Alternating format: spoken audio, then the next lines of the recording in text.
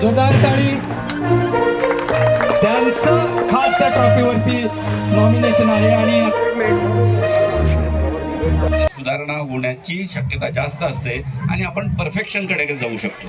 निश्चितपणे आता तुमचं वार्षिक एक वेळेस क्रीडा स्पर्धा होतात, परंतु यांची संख्या कमी करून याच्यातनं जे सेमीफायनल किंवा क्वार्टर फायनल फायनलला गेलेले विद्यार्थी असतील त्यांची एखादी वेगळी स्पर्धा जर आपल्याला घेता येऊ शकली तर मग त्याचे इव्हेंट जर आपण वाढवता येऊ शकले तर निश्चितपणे आपल्याला ते खेळाडू जे आहेत ते राज्य पातळीवर पुढे आपल्याला जास्त यश मिळवून देऊ शकतील.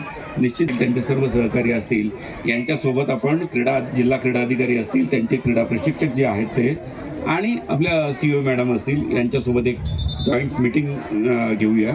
जे रिसोर्सेस आपल्याकडे अवेलेबल आहेत जे नसतील ते आपण CSRच्या माध्यमातून किंवा इतर डोनरच्या माध्यमातून काही रिसोर्सेस मिळवण्याचा प्रयत्न करूया आणि जे प्रश्न आहेत ते संपूर्णपणे नव्हे तरी काहीतरी आपण त्याला उपाय किंवा त्याच्यावरचा मार्ग काढण्याचा निश्चित प्रयत्न करू. आज तुम्ही अतिशय चांगल्या पद्धतीने या क्रीडा स्पर्धांचं आयोजन केलेलं आहे आणि मला आनंद आहे की या चांगल्या कार्यक्रमाला तुम्ही मला निमंत्रित केलेलं आहे. त्यामध्ये येऊन त्यांच्या आनंदात सहभागी होऊन याच्यासारखा दुसरा आनंदाचा क्षण असू शकत नाही. मैदानावर सगळ्यांचे चेहऱ्यावर कुठेही आयुष्यामधल्या कुठल्याही प्रश्नांचा विचार येताना दिसणार नाही.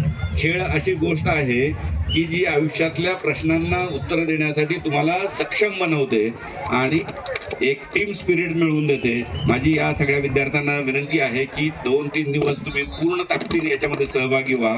जे काही शिक्षक किंवा तुमचे कोच सांगतील त्याप्रमाणे त्याचं पालन करा. आलेल्या रिझल्टचा आदर करा आणि ज्या झालेल्या चुका आहेत ते नंतर तुमच्या शिक्षकांच्या प्रशिक्षकांच्या माध्यमातून दूर करा. तुम्हालाही एक दिवस मेडल मिळाल्याशिवाय राहणार नाही.